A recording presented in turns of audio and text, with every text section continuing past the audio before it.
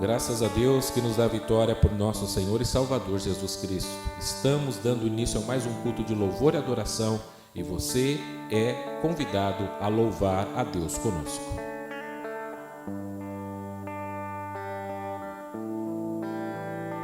Eu preciso aprender um pouco aqui. Eu preciso aprender um pouco ali. Eu preciso aprender mais de Deus, porque Ele é quem cuida de mim. Se uma porta se fecha aqui, outras portas se abrem ali. Eu preciso aprender mais de Deus, porque Ele é quem cuida de mim. Deus cuida de mim. Deus cuida de mim. Na sombra das suas asas, Deus cuida de mim. Eu amo a sua casa e não ando sozinho, não estou sozinho, pois sei, Deus cuida de mim. Deus cuida de mim. Na sombra das suas asas, Deus cuida de mim. Eu amo a sua casa. Eu não ando sozinho, não estou sozinho, pois sei, Deus cuida de mim. Se na vida não tenho direção, eu preciso tomar decisão. Eu sei que existe alguém que me ama, Ele é que me dá a mão. Se uma porta se fecha aqui, outras portas se abrem ali. Eu preciso aprender mais de Deus, porque Ele é quem cuida de mim. Deus cuida de mim, oh yeah. Deus cuida de mim. Na sombra das suas asas, Deus cuida de mim. Eu amo a sua casa e não ando sozinho, não estou sozinho, pois sei, Deus cuida de mim. Oh, oh, Deus cuida de mim. Na sombra das suas asas, Deus cuida de mim. Eu amo a sua casa e não ando sozinho, não estou sozinho, pois sei, Deus cuida de mim. Deus cuida de mim. Deus cuida de mim.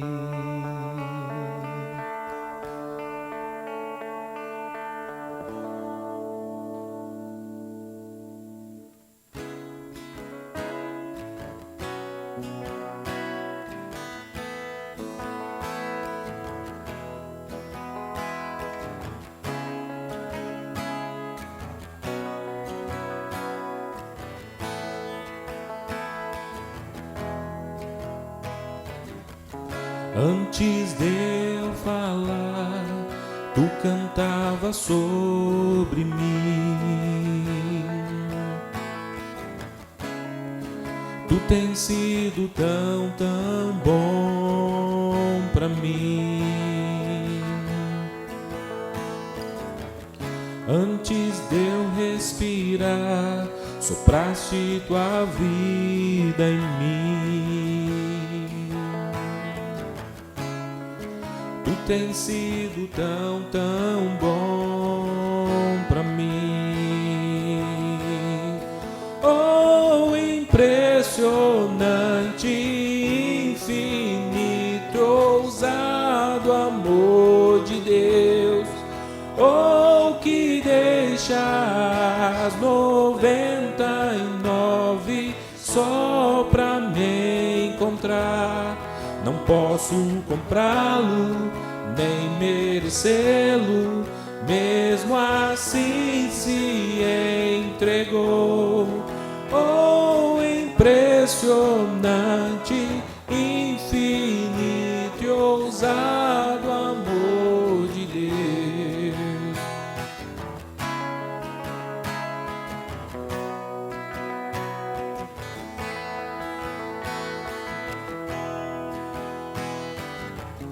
Inimigo eu fui, mas teu amor lutou por mim. Tu tens sido tão, tão bom pra mim.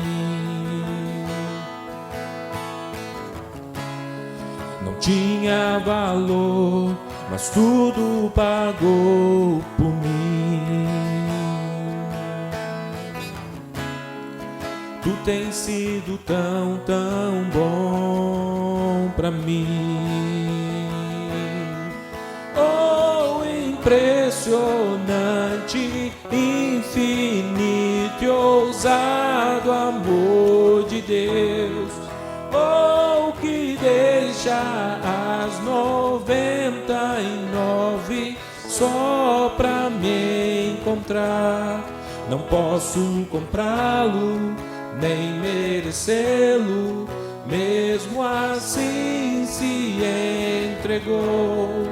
Oh, impressionante, infinito e ousado amor de Deus.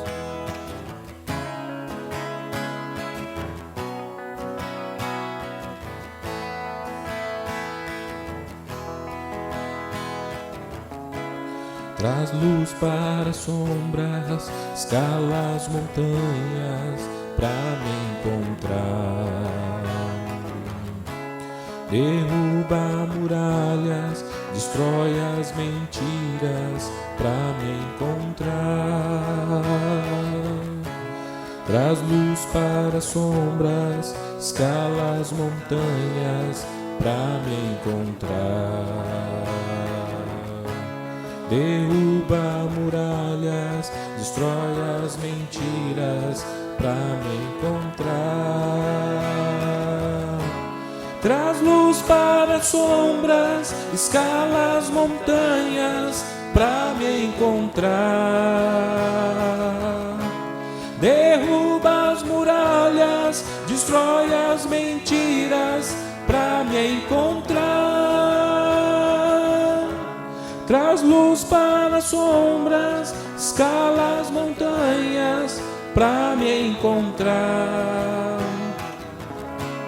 Derruba as muralhas, destrói as mentiras pra me encontrar. Oh, impressionante, infinito e ousado amor de Deus.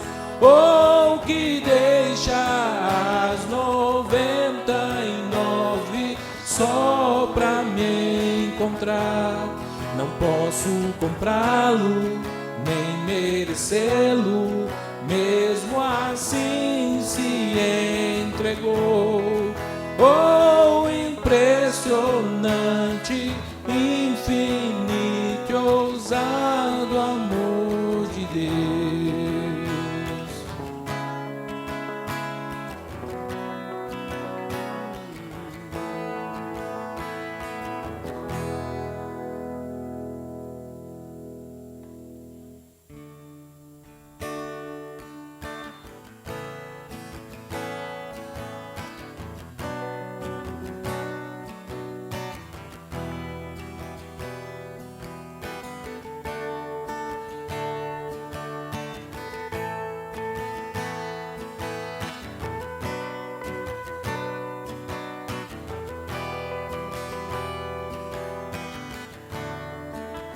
Nesse lugar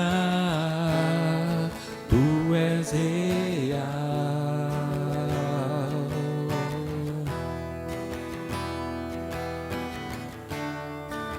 Vou me entregar totalmente.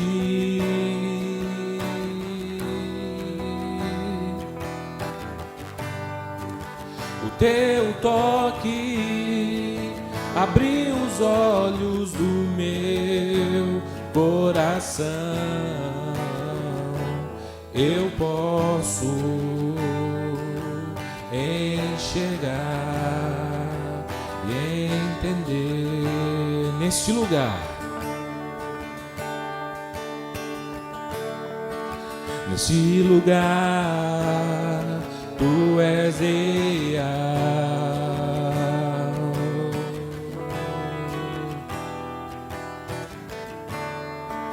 Vou me entregar totalmente.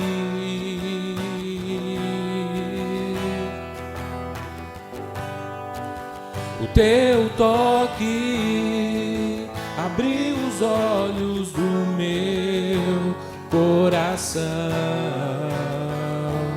Eu posso enxergar e entender. Se eu me humilhar diante do teu altar e sacrificar aquilo que me custar, tu inclinarás os teus ouvidos ao meu clamor. Mais vale um dia no centro do teu querer que toda a vida sem jamais te conhecer. Tu és minha fonte, minha colheita, minha herança. Neste lugar,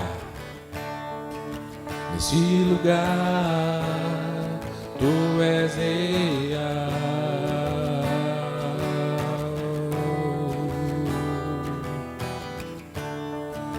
Vou me entregar totalmente.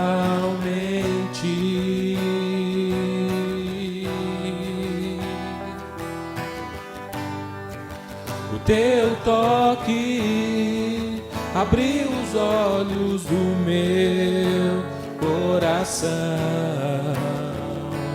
Eu posso enxergar e entender. Se eu me humilhar diante do teu altar e sacrificar aquilo que me custar, tu inclinarás os meus ouvidos ao meu clamor. Mais vale um dia no centro do teu querer que toda a vida sem jamais te conhecer. Tu és minha fonte, minha colheita, minha herança. A minha fonte, a minha fonte é o teu amor. Minha colheita é o teu amor. Minha herança é o teu amor.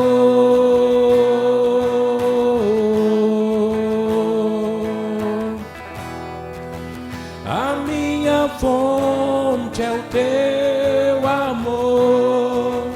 Minha colheita é o teu amor. Minha herança é o teu amor. A minha fonte é o teu amor. colheita é o teu amor, minha herança é o teu amor. Se eu me humilhar diante do teu altar e sacrificar aquilo que me custar, tu inclinarás os teus ouvidos ao meu clamor. Mais vale um dia no centro do teu querer que toda a vida seja mais te conhecer. Tu és minha fonte, minha colheita, minha herança, minha herança, minha herança,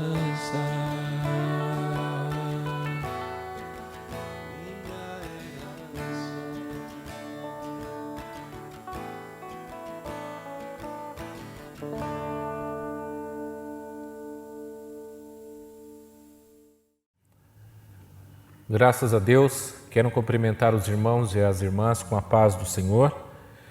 E nós estamos dando continuidade à nossa série de mensagens expositivas na carta, na epístola que o apóstolo Paulo escreveu aos Filipenses.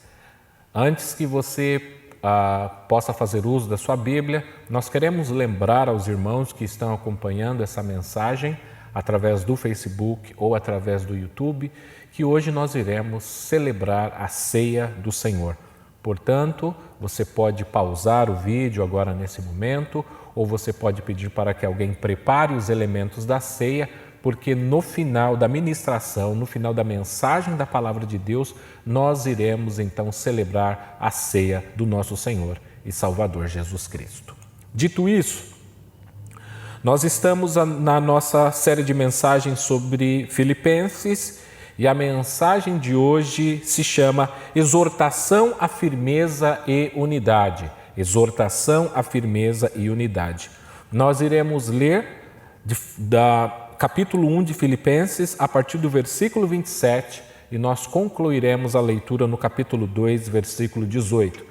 Mas nós iremos fazer de uma maneira um pouco diferente. Em vez de nós lermos essa sessão, que é um pouco longa, tudo no início, nós iremos separar em divisões, em sessões, de maneira que nós iremos ler e explicar e meditar naquela porção bíblica e assim que nós concluirmos a nossa reflexão, nós fazemos a leitura novamente. Portanto, você fique com a sua Bíblia, com o seu aplicativo aberto em Filipenses 1, a partir do versículo 27, e nós iremos concluir fazendo a leitura até o capítulo 2, no versículo 18.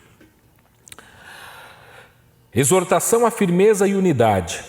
Nós iremos ler agora dos versículos 27 ao 30. Filipenses 1, do 27 ao 30, que diz assim: Não importa o que aconteça, exerçam a sua cidadania de maneira digna do Evangelho de Cristo, para que assim quer eu vá e os veja, quer apenas ouça a seu respeito em minha ausência, fique eu sabendo que vocês permanecem firmes num só espírito, lutando unânimes pela fé evangélica, sem de forma alguma deixar-se intimidar por aqueles que se opõem a vocês.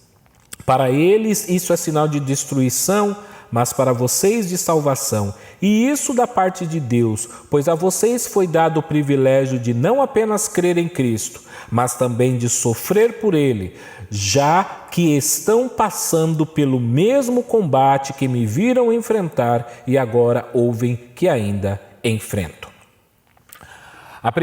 O primeiro ponto dessa mensagem, portanto, é firmeza e unidade diante da oposição. Firmeza e unidade diante da oposição.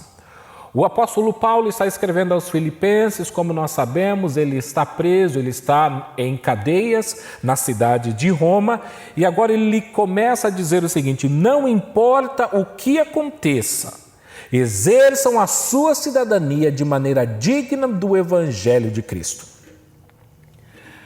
Essa primeira expressão que o apóstolo Paulo utiliza é muito importante, porque ele já deixa os filipenses cientes de que não importa o que aconteça, eles devem exercer a sua cidadania de maneira digna do Evangelho de Cristo.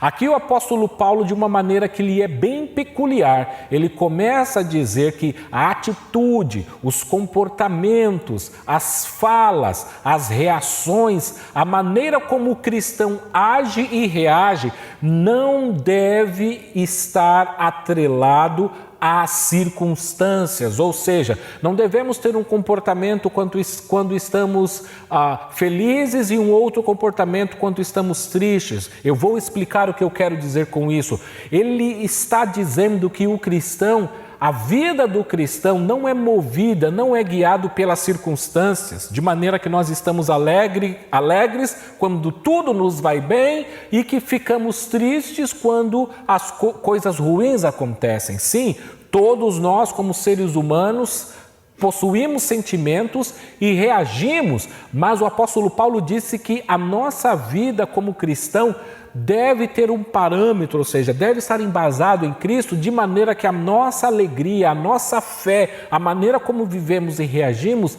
vem através de Cristo Jesus, através do Espírito Santo de Deus que habita em nós. Então, não importa o que aconteça, quer vocês estejam vivendo uma vida boa, quer vocês estejam passando por dificuldades, não importa o que aconteça, quer você esteja gozando de saúde, quer você não esteja gozando de boa saúde, quer você esteja com amigos, quer você esteja sem amigos, todos vocês, independente das circunstâncias, devem exercer a sua cidadania de maneira digna do Evangelho. E aqui ele usa outra expressão, ou seja, cidadania, que ele, no capítulo 3, versículo 20, ele diz o seguinte: a nossa cidadania, porém, está nos céus, onde esperamos ansiosamente o Salvador, Jesus Cristo. O apóstolo Paulo, ele está aqui naturalmente trazendo a lembrança à mente desses irmãos que estão residindo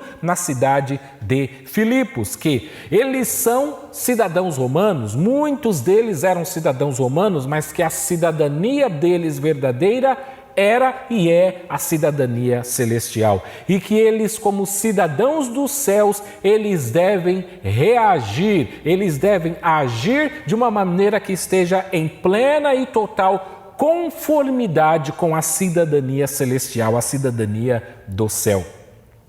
E isso é muito importante porque ele diz: vocês como cristãos, eu não espero que vocês reajam ou ajam como cidadãos de Roma, mas eu espero que a conduta de vocês seja uma conduta elevada, uma conduta do reino, uma conduta que emana, que busca cada vez mais imitar aquele comportamento que Jesus Cristo nos ensinou em um dos seus principais sermões, o Sermão da Montanha. É esse tipo de ação e reação que o apóstolo Paulo agora continua incitando para que aqueles irmãos e irmãs em Cristo na cidade de Filipos, eles possam imitar.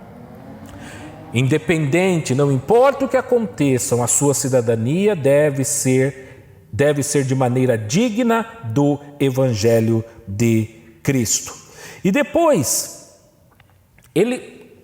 antes de eu partir para a explicação, é importante que nós saibamos que os cidadãos de Roma, eles costumavam adorar, eles costumavam ter uma espécie de culto ao imperador romano. O imperador romano na época, que era Nero, ele, como outros imperadores que vieram antes e depois deles, eles arrogavam para si o título de Quírios, ou seja, Quírios é uma espécie de senhor e mestre, e os cidadãos deveriam ter o imperador romano como seu senhor e como o seu mestre. E havia essa tensão, porque eles, como cristãos, só tinham como Senhor e Mestre Jesus Cristo e não o imperador romano. E isso naturalmente trazia conflitos para eles. Por quê? Porque agora a cidadania terrestre, ou seja, a cidadania romana, entrava em conflito com a cidadania celestial. O apelo que os cidadãos romanos faziam para adorar e reverenciar o imperador romano entrava em conflito com os cristãos, cidadãos dos céus, que só podem adorar a Deus como seu mestre e único Senhor. E depois o apóstolo Paulo pede para que eles permaneçam firmes em um só espírito. Embora o apóstolo Paulo não escreva aqui, não apresente de maneira explícita, é muito provável que o que aconteça aqui é que a tensão exterior dos cidadãos romanos fazendo essa tensão contra a igreja começa a criar algum tipo de animosidade, algum tipo de rivalidade, tipos de problemas dentro da igreja. Então o apóstolo Paulo roga para que eles permaneçam firmes em um só espírito. O apóstolo Paulo está trazendo um apelo para a igreja. Diante dos problemas e das perseguições, eu peço e os encorajo, os ensino agora e rogo para que vocês permaneçam unidos, firmes em um só espírito. E no final dessa sessão, o apóstolo Paulo apresenta algo que para muitos cristãos odiernos, ou seja, cristãos do momento atual que nós vivemos, é algo quase que inconcebível. Ele diz o seguinte: pois a vocês foi dado o privilégio de não apenas crer em Cristo, mas também de sofrer por Ele. A vocês foi dado o privilégio de não apenas crer em Cristo, mas de também sofrer por Ele. Veja que o apóstolo Paulo apresenta a questão da seguinte maneira: vocês têm um privilégio, o privilégio é, primeira parte, crer em Cristo, e o privilégio também é de sofrer por Cristo. Quando nós pensamos em crer em Cristo, todos nós concordamos, mas você consegue imaginar que o apóstolo Paulo diz que é um privilégio sofrer por Cristo? Então veja que o que Paulo ensina àqueles cristãos, o que Paulo está discipulando aqueles seus filhos e filhos na fé, é de que existe sim um sofrimento do cristão e que o sofrimento do cristão em razão do evangelho é um privilégio. É uma espécie de Paulo parafraseando aquilo que Jesus Cristo disse: no mundo tereis aflições, mas tende bom ânimo, pois eu venci o mundo. Paulo ele apresenta da seguinte maneira: foi dado o privilégio de vocês crerem em Cristo, mas também o privilégio de sofrer. E sofrer por quê? O apóstolo Paulo prossegue dizendo: já que vocês estão passando pelo mesmo combate que me viram enfrentar e agora ouvem que ainda enfrento. Veja que o apóstolo Paulo coloca: Jesus Cristo sofreu, eu estou sofrendo, vocês viram como eu sofri para fundar e estabelecer a igreja em Filipos, na cidade onde vocês estão hoje, como eu fui preso injustamente. E como vocês sabem que eu estou preso agora, mas veja, Jesus sofreu, o apóstolo Paulo sofreu e vocês também estão sofrendo, porque o sofrimento é marca de um cristão.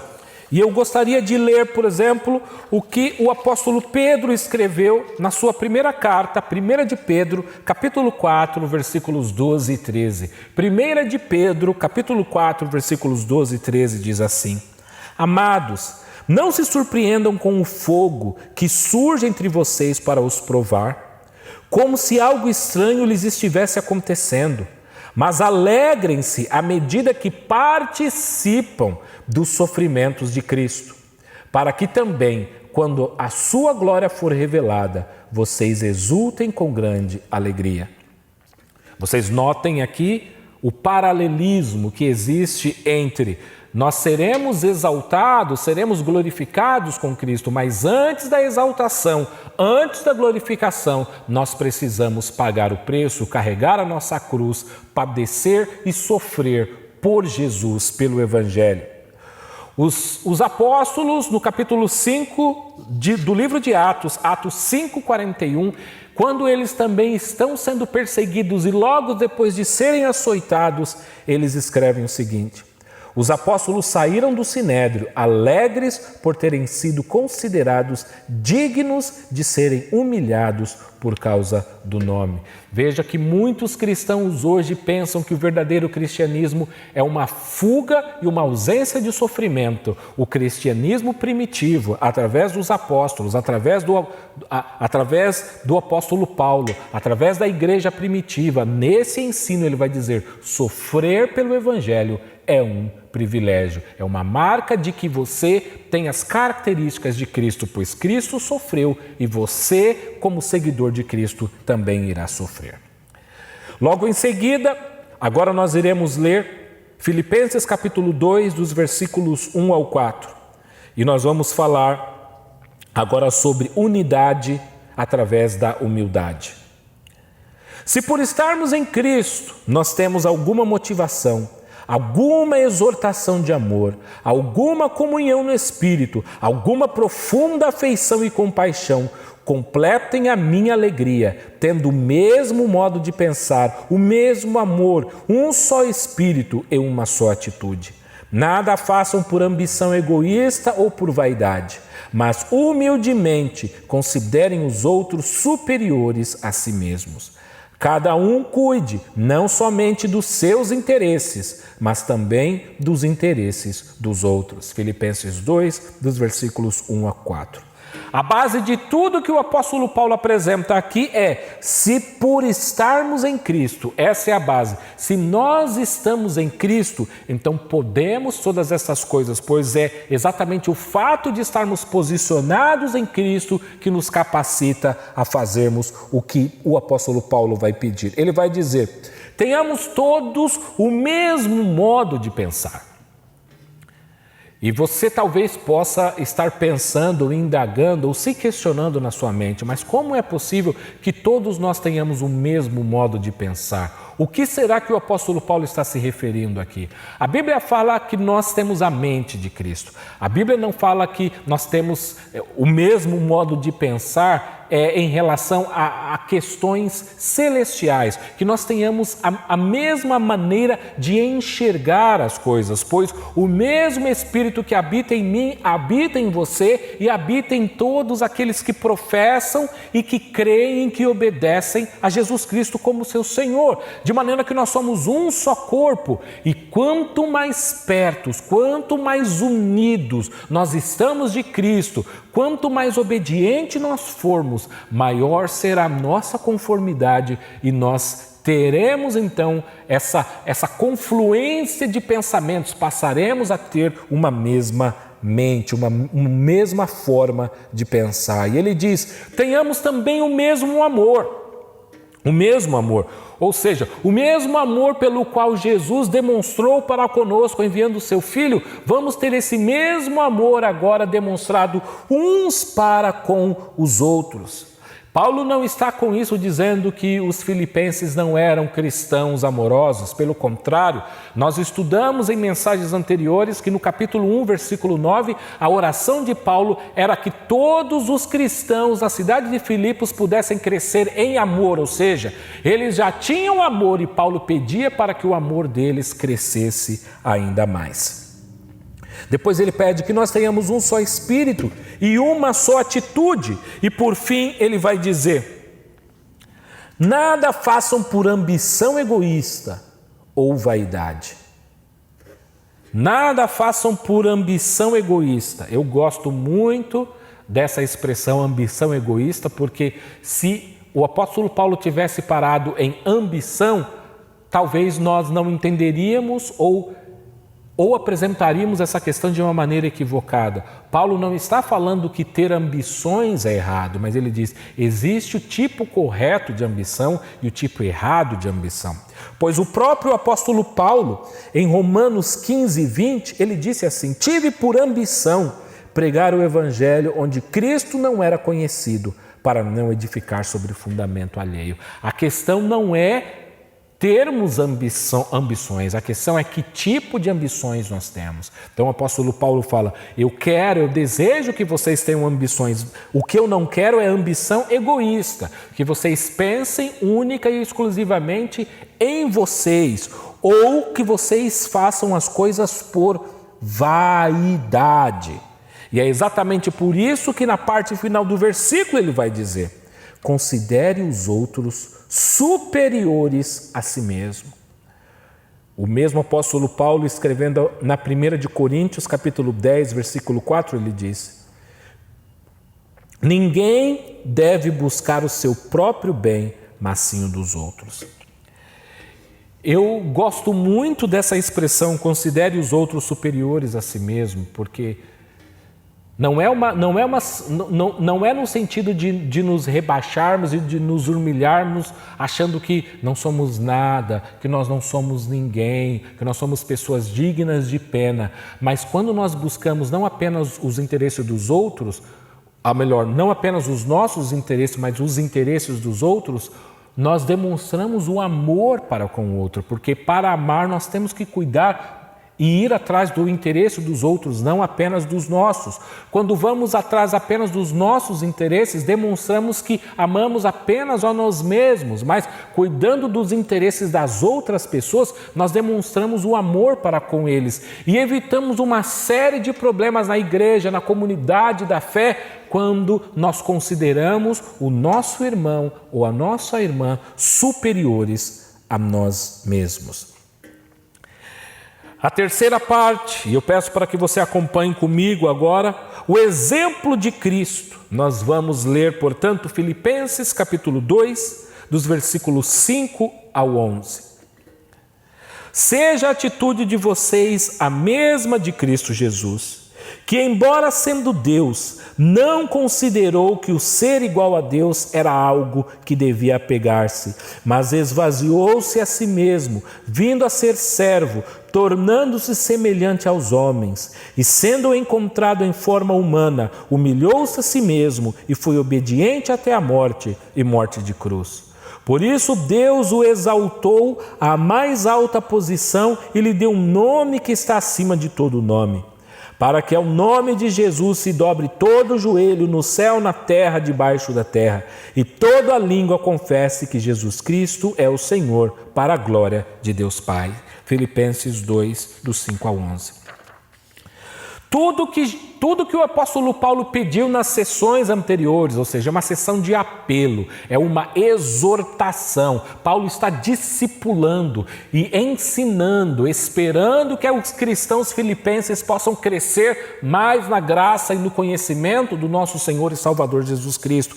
Ele pede para que os cristãos de Filipos tenham a mesma forma de pensar, tenham o mesmo amor, tenham o mesmo espírito, tenham uma só atitude, que não tenham uma ambição egoísta e que nada façam por vaidade, e que eles cuidem dos interesses não só deles, mas também dos interesses dos outros. E agora ele vai dizer, tudo isso que eu pedi para vocês, todas essas coisas que eu estou ordenando para que vocês imitem, busquem e se esforcem por fazer, eu quero demonstrar a vocês que todas essas características foram e são encontradas no nosso Senhor e Salvador Jesus Cristo. Então ele disse, seja a atitude de vocês a mesma de Cristo Jesus. O comportamento de vocês deve ser o mesmo comportamento de Jesus, que embora sendo Deus, não considerou que o ser igual a Deus era algo a que devia pegar-se, mas esvaziou-se a si mesmo, vindo a ser servo, tornando-se semelhante aos homens. Então, ele fala primeiro aqui, veja que Jesus é Deus, mesmo sendo Deus, embora sendo Deus, existindo antes da criação do mundo. O apóstolo Paulo agora fala sobre a pré-existência de Jesus Cristo como uma das pessoas da Trindade. Jesus Cristo, aquele que esteve presente na fundação do mundo, da criação do mundo, antes que as coisas existissem, mesmo ele sendo Deus, ele se esvaziou, assumindo a forma de homem, ou seja, assumindo a estrutura de um homem como eu e você, a humanidade. E depois ele volta para tratar do outro lado. Ele mesmo sendo Deus e sendo homem, ele fala das duas naturezas de Cristo, Jesus 100% homem, Jesus 100% Deus.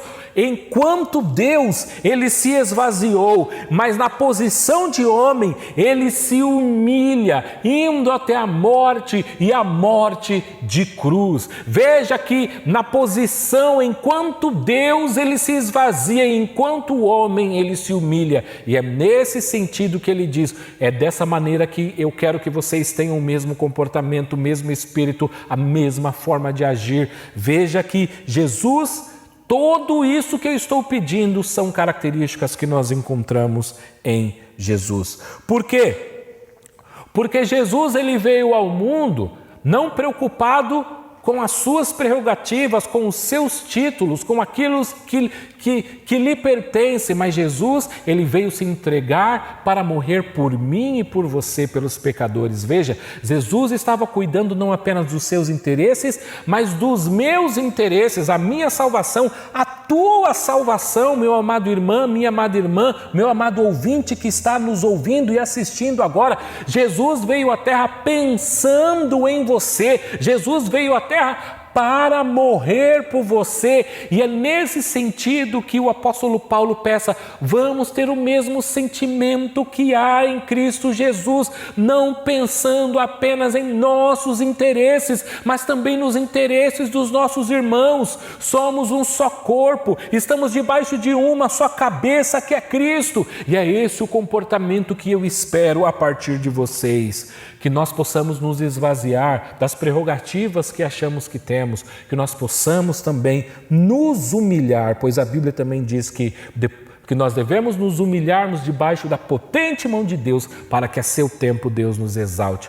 Mas o apóstolo Paulo, ele diz, mas veja vocês, meus amados irmãos, que depois de tudo isso, Deus o exaltou e lhe deu um nome acima de todo nome. Glória a Deus, louvado seja o nome do nosso Senhor e Salvador Jesus Cristo por isso. Sim, enquanto Deus, ele se esvazia, enquanto o homem, ele se humilha, mas Deus depois lhe exalta e lhe dá um nome acima de todo nome. É muito natural e claro que os filipenses, eles estavam entendendo o seguinte, o nome de Jesus está acima de todo nome. Estava claro para eles que o nome de Jesus estava acima do nome do imperador Nero, de qualquer pessoa, assim como o nome de Jesus está acima do nome de qualquer pessoa que existe. Não há nenhum nome acima do nome de Jesus, e é por isso que somente ele deve ser adorado, somente ele deve ser glorificado.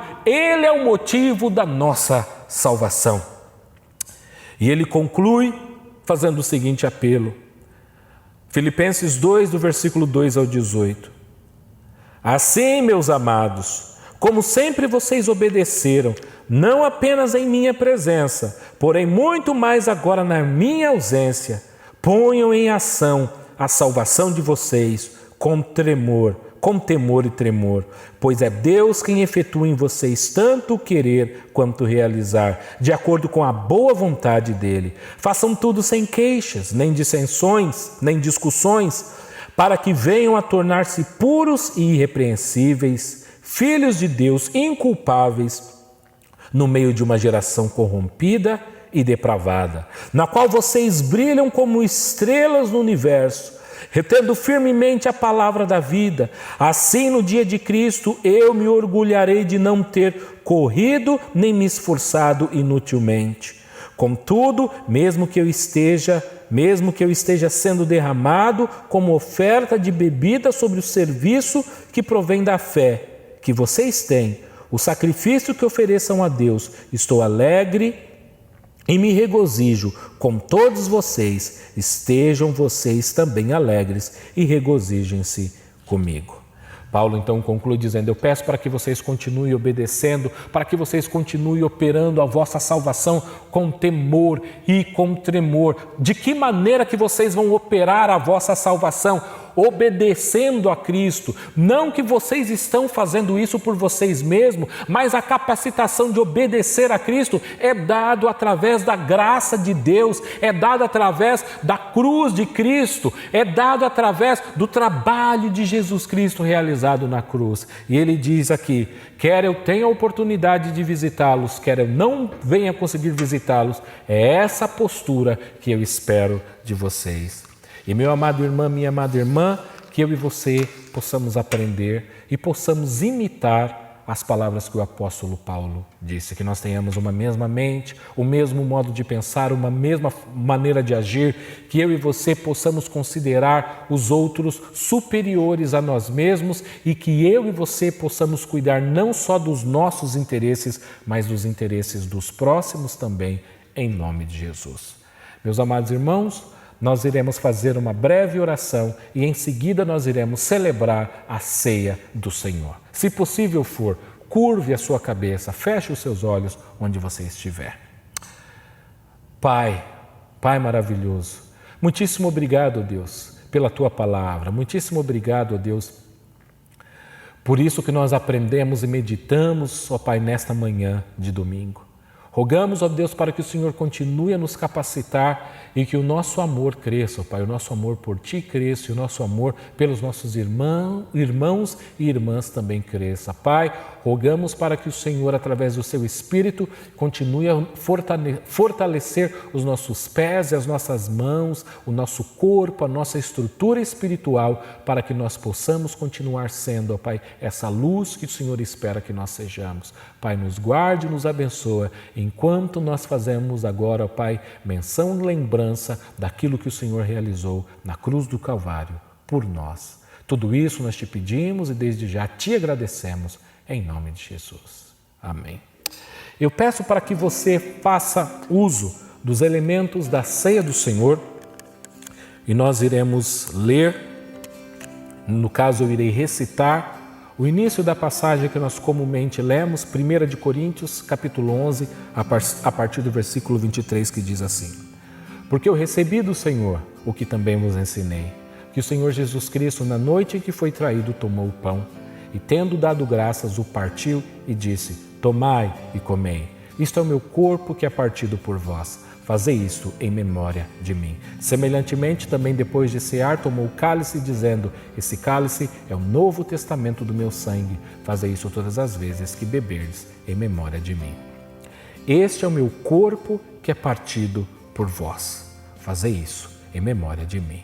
Vamos todos juntos participar do corpo do Senhor.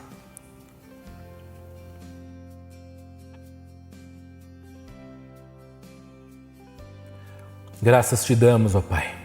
Louvado seja o teu santo nome, ó Deus. Muitíssimo obrigado pelo trabalho que o Senhor realizou na cruz do Calvário, por mim, ó Pai, por nós, ó Pai, por você. Muitíssimo obrigado, Deus. A ti a honra, a ti a glória, a ti o louvor para todos sempre. Semelhantemente também, depois de cear, tomou o cálice, dizendo: Este cálice é o novo testamento do meu sangue. Fazei isso todas as vezes que beberdes, em memória de mim. Vamos todos participar.